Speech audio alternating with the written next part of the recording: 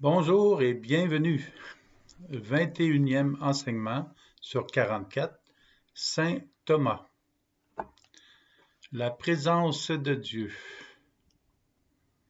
Vous connaîtrez ce qui dépasse toute connaissance, l'amour du Christ. Alors vous serez comblés jusqu'à entrer dans toute la plénitude de Dieu. Éphésiens, chapitre 3, verset 19. L'apôtre Thomas nous conduit à une réalité essentielle. La base de l'amour de Dieu est que Dieu nous aime et nous pouvons le toucher maintenant. Écoutons ce passage de l'Évangile selon Saint Jean, chapitre 20, versets 19 à 24. Le soir venu, en ce premier jour de la semaine, alors que les portes du lieu où se trouvaient les disciples étaient verrouillées par crainte des Juifs, Jésus vint et il était là au milieu d'eux. Il leur dit, « La paix soit avec vous. » Après cette parole, il leur montra ses mains et son côté. Les disciples furent remplis de joie en voyant le Seigneur. Jésus leur dit de nouveau, « La paix soit avec vous. De même que le Père m'a envoyé, moi aussi, je vous envoie. » Ayant ainsi parlé, il souffla sur eux et leur dit, « Recevez l'Esprit Saint. À qui vous remettrez ses péchés, ils seront remis. À qui vous maintiendrez ses péchés, ils seront maintenus. » Or, l'un des 12, Thomas, appelé Didyme, c'est-à-dire jumeau, n'était pas avec eux quand Jésus était venu. Mais où est Thomas? Thomas était dehors, il n'avait pas peur pendant que les apôtres étaient enfermés à l'intérieur par peur des autorités juives. Il est allé au marché ou bien il est allé téléphoner à quelqu'un ou pêcher le poisson, chasser l'orignal ou le sanglier, ou il était allé payer des comptes. Ce qui est certain, c'est que Thomas n'est pas là lorsque les apôtres reçoivent avec stupeur le visiteur.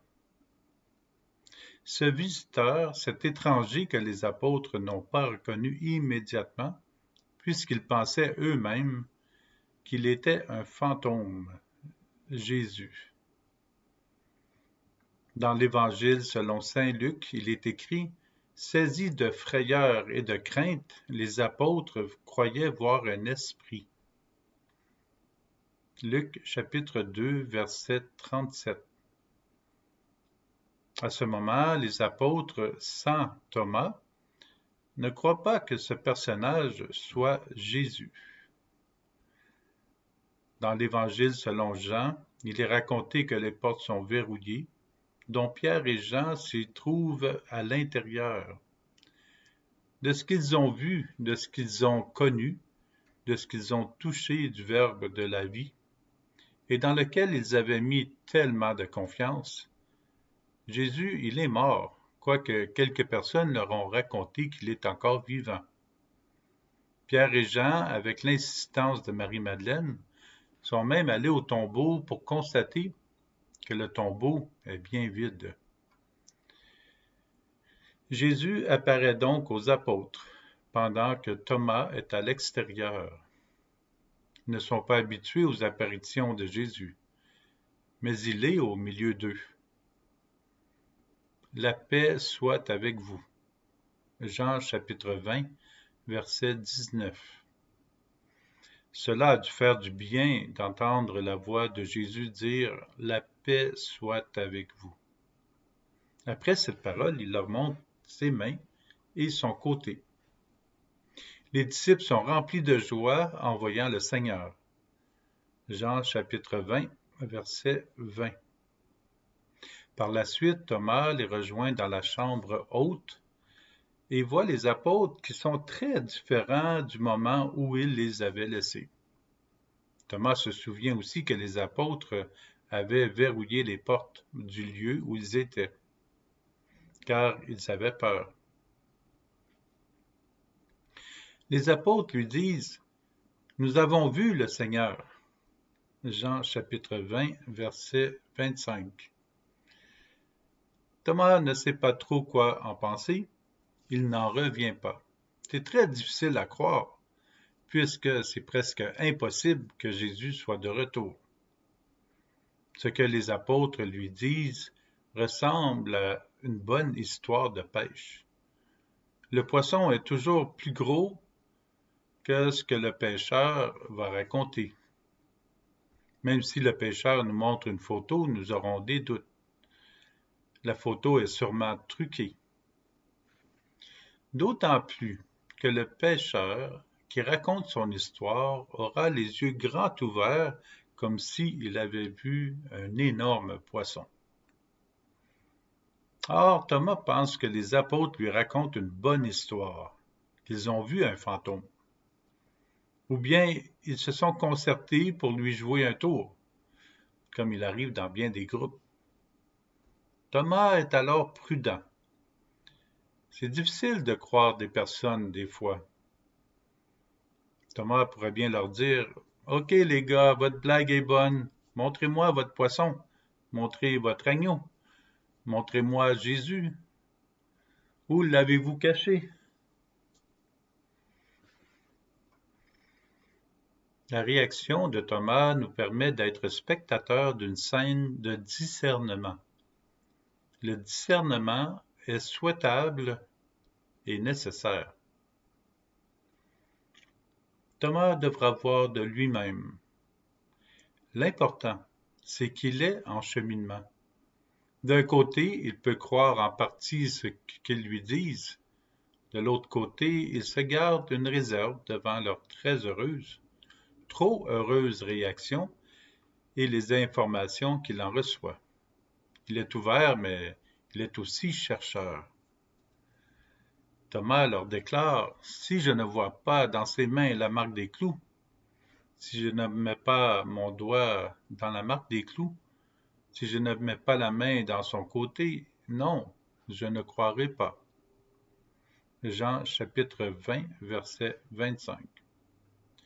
Thomas discerne et il est au point qu'il trouve intéressant ce que les apôtres lui disent. Il leur dit que si Jésus s'est montré aux apôtres, il peut bien se montrer à lui aussi. Thomas tâte le terrain, mais il veut une réponse. 8 jours plus tard, les disciples se trouvent de nouveau dans la maison, et Thomas est avec eux. Jésus vient alors que les portes sont verrouillées, et il est là au milieu d'eux. Il dit « La paix soit avec vous ». Puis il dit à Thomas « Avance ton doigt ici, et vois mes mains. Avance ta main, et mets-la dans mon côté. » Alors Thomas lui dit « Mon Seigneur et mon Dieu ». Jean chapitre 20, versets 26 à 28. Jésus est de retour et il montre à Thomas qui il est. Jésus répond à la demande de Thomas. Maintenant, Thomas le sait. Il sait que Jésus est toujours vivant. Méditons bien la suite et accueillons l'amour de Dieu comme Thomas. Cette scène de discernement présente un aspect qui conduit directement à la base, à l'amour de Dieu. Nous observons que Jésus ne lui demande pas de placer sa main sur ses plaies, mais bien dans une de ses plaies, celle du cœur. Jésus souhaite que son apôtre dépasse ce qu'il voit, la personne de Jésus.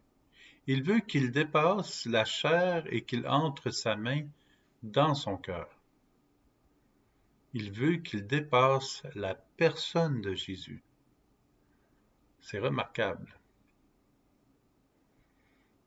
Lorsque Thomas place sa main dans la plaie de Jésus, il en reçoit tout l'amour qui est contenu dans le cœur de Dieu. À ce moment, le cœur de Thomas est rempli d'amour et il s'exclame « Mon Seigneur et mon Dieu ». Jean chapitre 20, verset 28. Le Seigneur souhaite que nous dépassions tout pour que nous aussi nous entrions dans son cœur, recevoir l'amour pur, total, 100%. Et c'est la raison pour laquelle Thomas a été touché profondément au cœur et dans tout son être. Mon Seigneur et mon Dieu. C'est cela la base, l'amour de Dieu qui circule au cœur de Thomas et en notre cœur.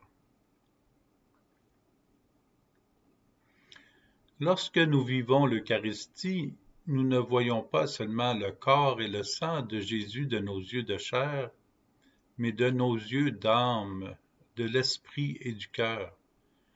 Nous voyons l'amour de Dieu et c'est cela que nous recevons. L'amour de Dieu. Heureux sommes-nous de recevoir constamment l'amour de Dieu.